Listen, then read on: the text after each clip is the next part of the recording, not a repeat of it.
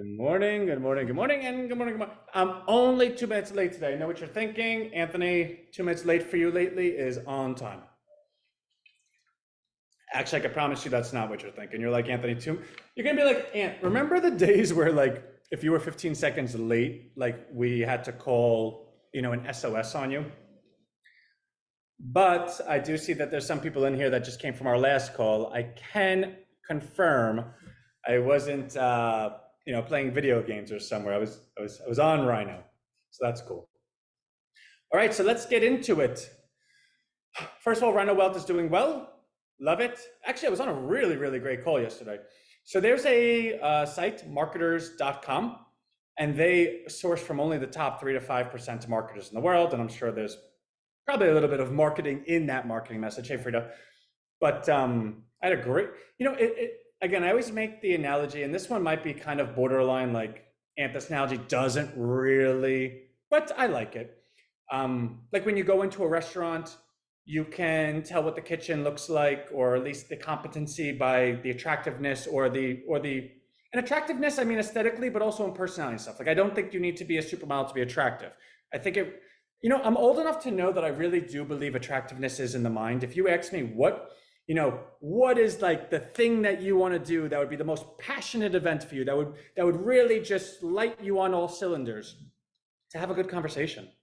Like if we could have a good conversation and we could keep engaged and like really cutting edge and pushing each other, like that's the sexiest thing to me in the world. But so when I say attractiveness, I'm not talking like a caveman. Hey, Brian. And you would know what the kitchen looked like. So when I had a call with this marketer company yesterday, and the girl was just dynamite, right? Like total dynamite. And but also, and I don't mean, but also like I can't believe these two things go together. But it wasn't just dynamite in terms of aesthetics. She was really smart, really well spoken. Again, my background's in behavioral science, so I know when I'm being sold. She led me, paced me, mirrored me. She was fantastic. So I could not be more impressed with all the boxes one would check for the person that is your first person you're meeting, who is going to hold your hand through the entire process and is in charge of identifying who the correct talent is for you. So I have high hopes, and for those reasons, right? Like I could be completely wrong. I could be, well, Aunt, you're going through a divorce and it's the first time you saw a girl in like 5 months. Like it could be a bunch of things, and I fully disclose them, which is why I always share a little bit too much so that you at least know what I'm thinking, and you could say, well, I agree with those thoughts, right? Like whatever they may be. Anyway, so she's getting back to me this morning, in which case it's like a 3 to 4 day process in identifying who could be our teammate. And then we decide, will we interview them? And then we decide to move forward or not. And it was a 45-minute call, and I really felt, as far as I can share my vision for Rhino Wealth and blatantly say, I want a partnership where this person is, making the car and I'm driving the car, right? Like I want my job to be what I'm doing, the content, and I could go even further, right? Like I can make sure that it's more schedulized. I can make sure that we do A, B, and C, because now that my focus will be, a very, very high percentage to Rhino Wealth, because it's a new premium offering. I want to do that. In which case the individual needs to be able to repurpose the YouTubes, take the video, post them here, do this type of ad marketing, do these funnels, know the conversions, blah, blah, blah, blah, blah. And they knew what I was talking about. And I'm happy with that. So I have high hopes for Rhino Wealth going forward. And the great thing about that is it's a recurring offer. Therefore, the upfront spend isn't like, all right, and then I spent X amount to make a whole bunch of shirt sales, and God, I hope I could keep those customers because I want them to buy another shirt. No, they're subscription based, and the only thing that's going to keep them is what I do on this side. So if I have all of my time to do this, then A plus B. Well, actually, I don't think A plus B equals anything. 1 + 2 = 3. Okay, so that's Rhino Wealth, and I'm quite comfortable with where it's going. Ted. So we got our WhatsApp business account yesterday. Our team is actively putting together the WhatsApp with Ted so that we finally have a mechanism that Ted can operate on. I do believe that I know I still have to have another call with Vonage, which I emailed them yesterday telling them I want to have another call because I'm prepared to have it because we did all the things that we needed to do to have that call. I did not hear from them, which means they're going to get another email from me today, and maybe two, maybe three, maybe four, because I really don't have patience to wait for anyone. But the point being, the last thing that we needed to solve, which isn't TED, like TED's functional. Like I was talking to TED. I know TED works, which is a big relief, right? But it's just a delivery method. We thought SMS was going to be quite easy. Yeah, TED lives in your text messages, but little did we know it's like a 2 to 4 to 6 to 8 week process. Do you know Twilio's still emailing me, telling me, oh, we're still working on getting someone to call you? And I was going to tell them something really nasty this morning, but A, there's no reason to ever be nasty to anyone. The only reason is selfish, which means you have, there's something bothering you that you're not recognizing. There's no reason to ever be mean to anyone unless it's your own selfishness. That's something I will tell my kids, right? So every time I feel like being mean, I just look inward and say, this is a me problem. So I wasn't mean. And then I thought, well, duh, do we want to ruin a relationship with Twilio? Like maybe one day we do need them. So yes, okay, we're patiently waiting. Thank you so much for your time. But I'm not patiently waiting because I'm already moving on. So see you later, right? But yeah, so the team has all of the integrations and everything they need to make that work. So I am cautiously optimistic because my time today is really being spent a lot with Rhino Wealth stuff, and I won't be able to stay on top of them, but I've already emailed them at like 6 in the morning, and I'm going to do it again after this call. So I'm pretty okay with where that's going. Rhino Bucks got up to 130,000 this morning, 130, 131. I mean, then right afterwards, there was a whole bunch of sales. And again, this was one of those moments where I wanted to be nasty, but I wasn't. Like, that's what it's for. You're supposed to buy and sell. If you want to sell, fine. In fact, the people that are selling, presumably, if they're selling at this price, and immediately as I'm buying it, two things are likely true. One, they really need the money because they clearly see that it's going up every day. So why would you sell something that's going to go up? Well, you need the money. So that's a good thing. Like you made an investment, and it makes me more like my only job is to make sure that you get your money. That's it. Like that is my only job. How I do it is all the stuff we talk about. But if you ask me, Anthony, what's your job? Is to make sure that everyone's money's safe. Well, that's not really that exciting. Well, yeah, that's my job. It's my goal to make you a profit, but my job is to make sure you get your money back. So when I see people taking their money, I'm like, cool, like good for them. I'm happy for them. But the other thing that is true is, well, if they needed their money, they didn't sell it $1.70, they didn't sell it $1.80, which meant in a moment that they needed the money, they held out in trusting and believing in Rhino that Rhino would be able to get back to those levels. And now they're rewarding themselves with their patience, right? And which I would do in a heartbeat. Like if someone said to me, hey, Ant, I really need the money, but I don't want to ruin Rhino or hurt you even further. I'll hold it, and I'll really, really, really struggle for a little bit, but I just want to know that on the other end, it's going to be a good decision. Well, that's effectively what we did, right? Like we didn't have that conversation, but just because the conversation didn't happen doesn't mean the results aren't exactly what happened. So I'm very pleased. And also when you look at, and again, like I've always said, when you sell, you have no more left. You can't just have more. You sold what you have. So the people that are selling are not like super duper, like have a very, very large amount. I'm looking at the stock market. They're going to run out at some point in the near future, and that's life. So that's fine. I will not be on the call tomorrow because I will be unavailable in the morning. I have to go somewhere, which is good. I'm actually really excited to go where I need to go. So that's good. I think that's everything. It's really, we're just in a holding pattern because I'm working on TED all day. I'm working on Rhino Wealth launch every day. We're working on Rhino Bucks, making sure that it could be everything it could be. We're not doing any marketing. We're not adding new accounts. So there's a natural retention level that's, falling back. So you see the new accounts dwindling. You see the amount per new account moving lower. The ledger, by the way, is fully updated. So rhinoledger.com, anyone that wants to see the numbers, they are completely updated.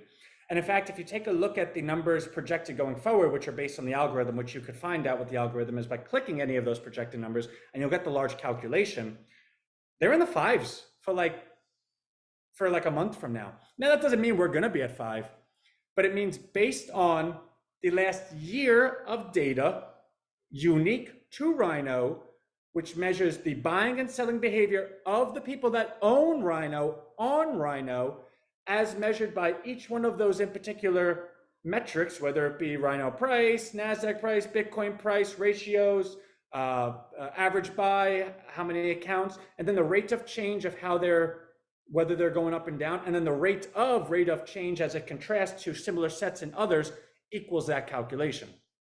Now, I know that was a lot. The point being, one could say, well, Ant, this isn't really like, you're talking about your, Rhino. It's like 130,000. How could you even calculate where that it's going? Okay, I get it. It's small, it's this, it's that, but it's a universe. In Rhino is the people that own Rhino. Therefore, if you're able to, I don't want to say map, because that sounds like you're taking the personality out of it, but if you're able to, I guess, let's just say map. If you're able to map the behavior of the participants on such a sample size of 4, 5, 600 of them over the course of a 1-year time frame, with members coming in, out, in, out, in, out against 22 different categories, it stands fair to reason that you can calculate, at least over a short period of time, that if this happens, this happens, this happens, this is what their behavior would represent. This is the price that they would be comfortable with. So if you have a price that's under that price, well, then you could feel kind of comfortable. All right, well, I don't feel like it's really going to go much further down because there's a price higher that everyone's behavior is demonstrating. Like that's the price that their zeitgeist would accept. Now, if you see a price higher than that, that's when you get nervous. All right, we're trading at $10, but we should only really be at like $5. So if I sell here, I don't think it's going to rebound. I think it naturally gravitates down to 5. Conversely, where we are at 230 or 235 or wherever we are, we can naturally gravitate up to 5 and not see much resistance. Because if you take a look at the daily volume, I'm $500 to $600 of it. I think the daily volume has been kind of peaking out at like 775, 779 on any given day, which means that the selling versus the buying. So let's say I'm 550, right? And let's say the daily volume is 750 because it's peaking at 780, right? So I'm 550, daily volume 750. That means selling is 200, buying is 550. 550 on 200 is what? Roughly 2.667, right? Like almost 2 3/4.